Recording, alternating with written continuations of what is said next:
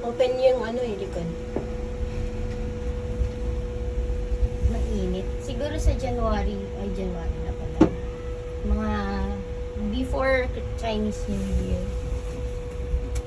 Kita ka tayo.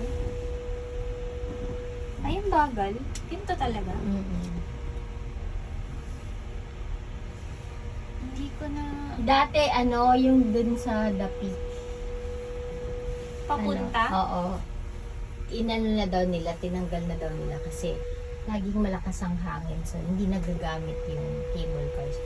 Tinanggal na rin nila. Tapos yung tram, yung train, yung mabilis na train, Oo, yun. tinanggal na din nila yun. Ay, hindi. Under negotiation pa daw. So, bakit pa tayo nagpa-renew ng sa Tagaytay Highlands?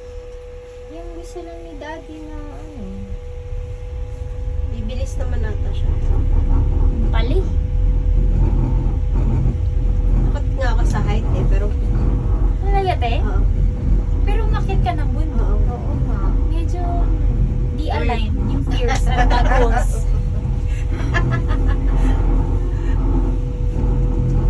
Lalabas ko. Hindi consistent.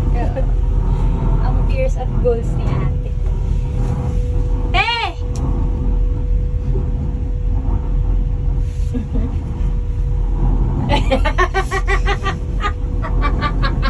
Yan, walang strap. Lugi ako dyan! Walang strap. Gantihan pala. Ganda ng houses. Gusto ko ng ganyan, no? Pero, Magre-retire na.